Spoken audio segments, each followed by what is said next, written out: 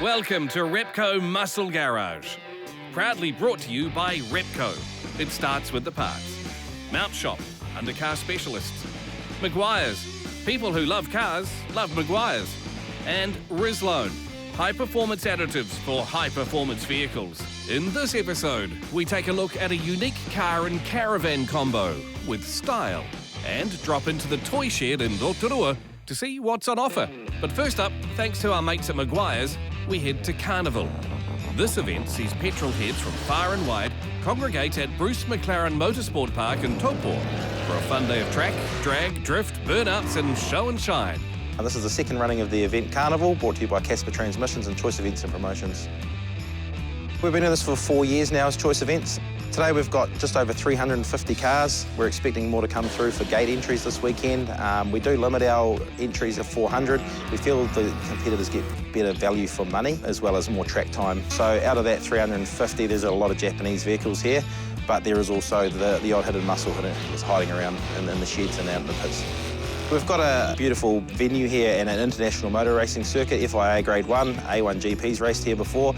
It's now open in part to the general public, so it's a chance for anyone with their road car, modified cars to come along and go faster than 100k an hour. They can do more than just accelerate up to 100k an hour without getting in trouble. So the cruise sessions are the main part of the day.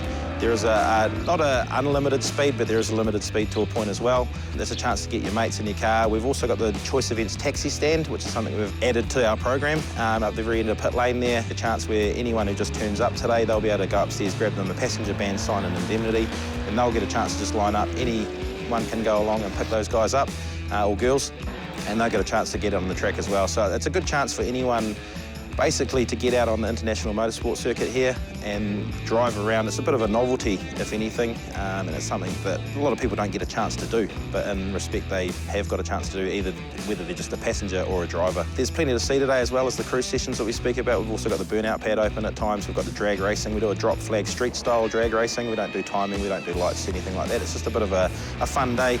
We do have a little bit of competition at the end by way of a knockout. We've also got the drift cars. They'll be floating around. We've got Fanger Dan Woolhouse here today. He's got that beautiful Mustang that he'll be throwing around the park. And we've also got the race car sessions where these guys will be able to buckle up and hit the circuit as fast as they can.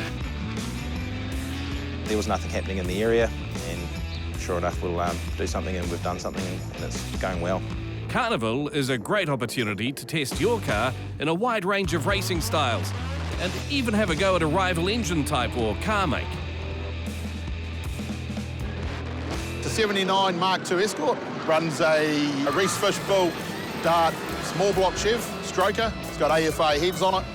Runs a 671 with a couple of E85 Hollies. Runs a two-stage power glides. Actually out of a drag car, so not a bad trans. Just runs a Borg Warner Falcon rear end in it that's locked up.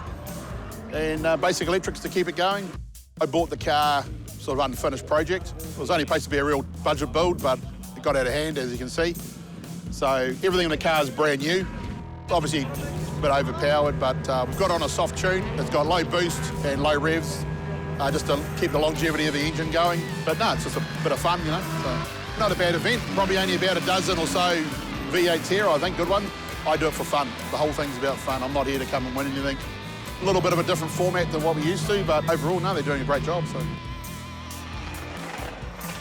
75 HQ Holden, mini tubs, tube chassis all up the rear,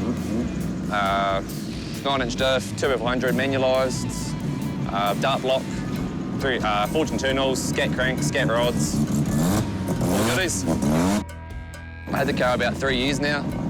Brought it as a half-finished project. Sort of jumped on it because it was in the right money. Done this event before, and most of the Choice Events, they're all run really well. Always goes without a hitch. This is my School U Camaro. It's a promo car that we built a few years ago for my business, Arcus Performance. Runs a blown LS, 408 cubic inch, and cast iron block and 871 blower.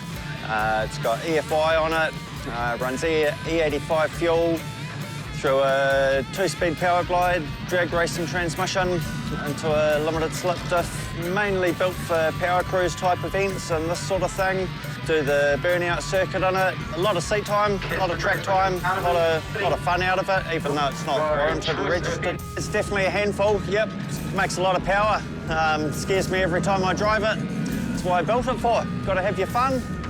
I've always been into cars and V8s, and that's what I do, mate. I build cool cars and engines and a lot of LS conversions and that sort of thing. So we just sold a previous car, and this came up at the right price.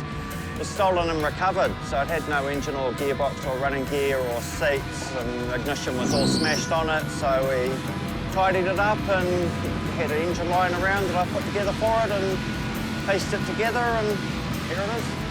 I'm guessing a little bit over 1,000 horsepower. This is my first year here at CARnival. I've been at Taupo before for a few events. Come here for drifting, help out a mate with a drift car and stuff. But this is an awesome event. Weather's good, there's heaps of cars, there's so much variety. A lot of rotors and 4-cylinder stuff and Jappers and that, and a few lone V8s around too, so it's good. We even spotted a hybrid, but not the one you're probably thinking of. It's a 1979 Toyota Corolla, K30. Just a Joe Blogg's average little car with a turbo Lexus V8 in it. It's pretty much stock. It's got head bolts, gap rings and steel head gaskets, and a big turbo on the side of it, an aftermarket ECU. Runs pretty good. It's made 389 horsepower at the hubs on 6 pounder boost. So it's getting there.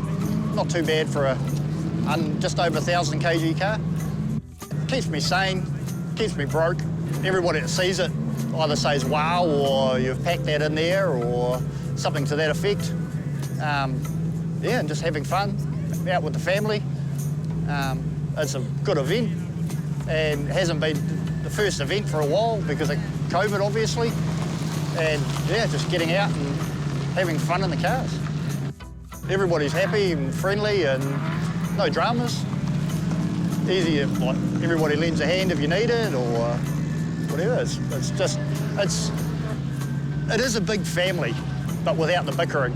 I'm mates with rotary guys and 4-cylinder guys and 6-cylinder guys and V8 guys, and that's what makes it good, because everybody's different.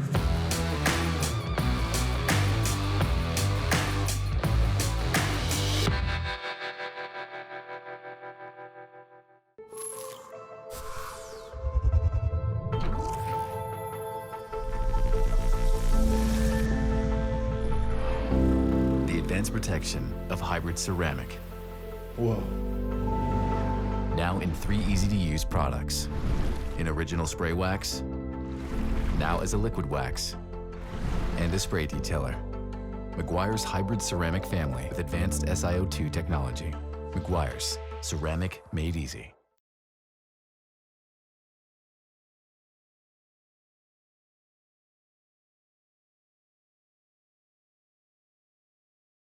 Rislone has been in engines almost as long as engines have been in cars. Why? Because from then until now, there's never been a perfectly clean fuel. This means every time you fill up, you're adding pollutants and contaminants to your fuel system. Rislone Fuel Injector Cleaner can cure those woes and help save your engine. Rislone Fuel Injector Cleaner adds an upper cylinder lubricant, providing double the cleaning power out of the same bottle. We know something about aging well, so when we say it's your engine's fountain of youth under a screw top, you can count on it. Rislone is the original engine tune-up, available at participating stores near you.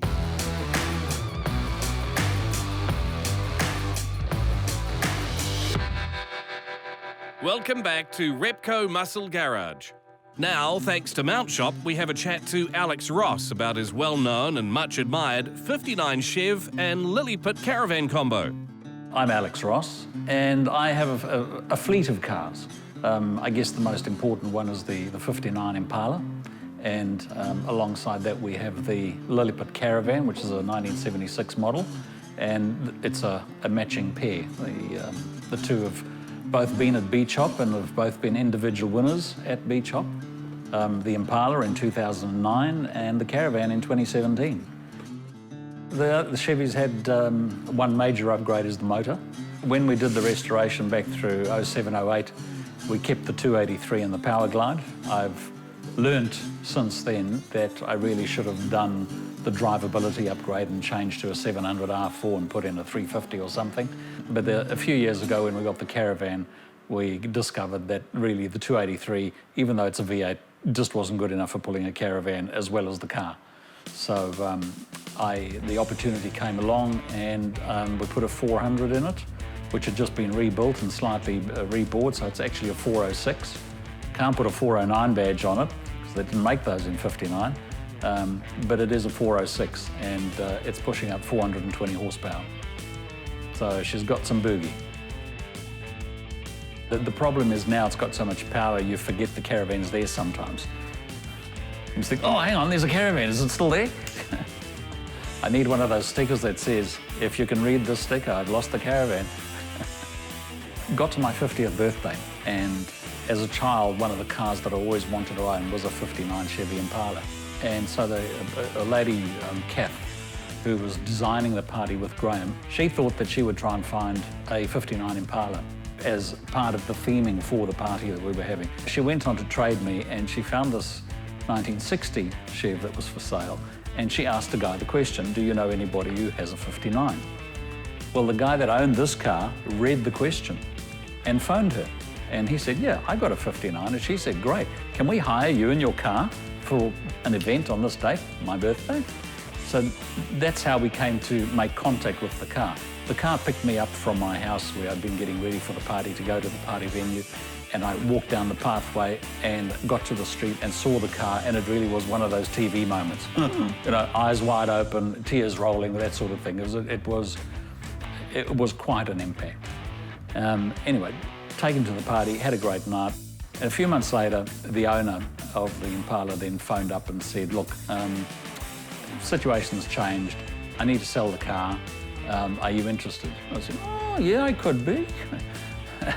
And after a bit of negotiation and chatting to Graham about it, and I bought the car from him. It was drivable, but it was certainly nothing like it is today. So we got it ready for Beach Shop 09. So it took us 18 months, basically, to get it from what it was to where it is today.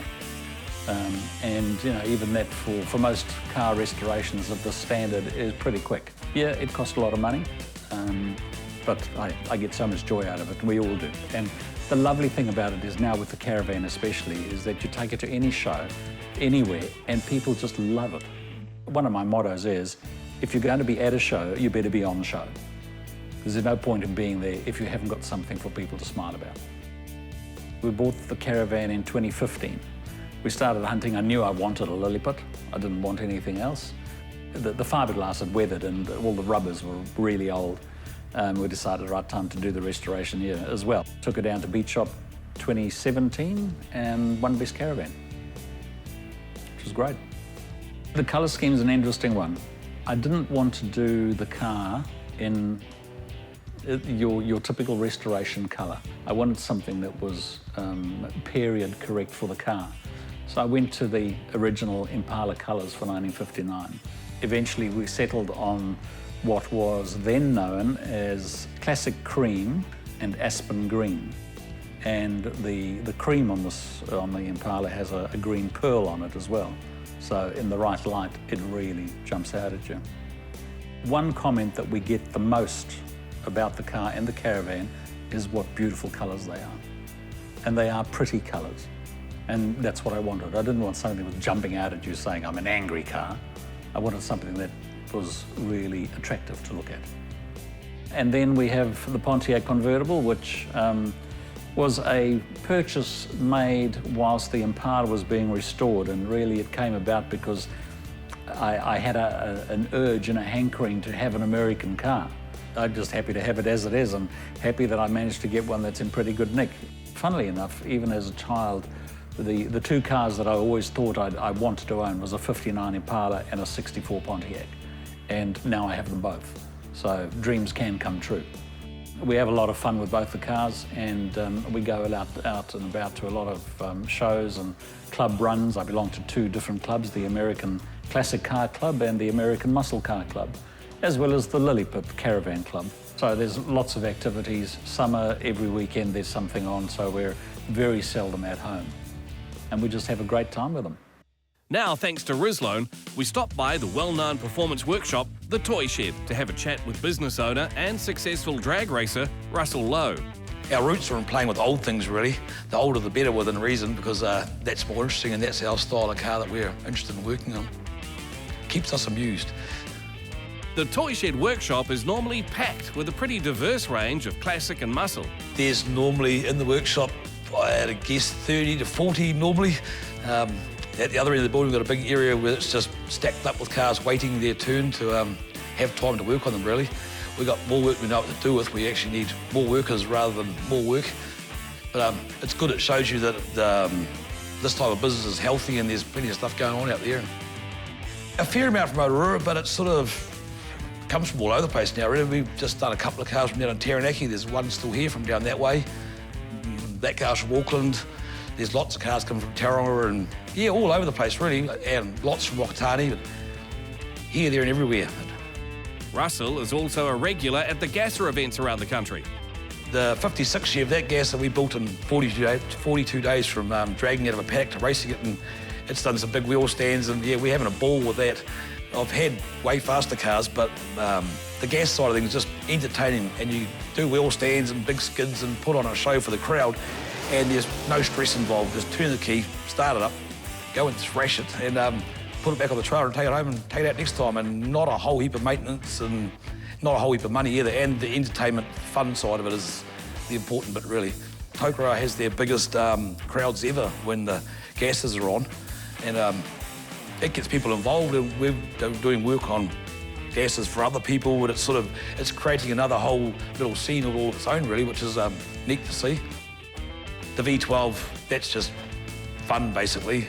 We've got it going real good now, so I'm looking forward to taking it to Tokoroa first weekend of December and give it another thrashing and see what it'll actually do now. It's built more for entertainment than it is to actually go fast, but if it can go fast, well, that'll be a bonus as well. I had it in mind for a long time, and I'd been looking for a motor, and I found a few in Australia, but I keep getting beaten to them by somebody else, and I had a brother-in-law who worked for the army over there, who was involved with doing tank armaments and bits and pieces, so I sort of told him, see, if you spot something, give me a yell, and he found that one at a swap meet and rung me up, so I bought it and sent it over.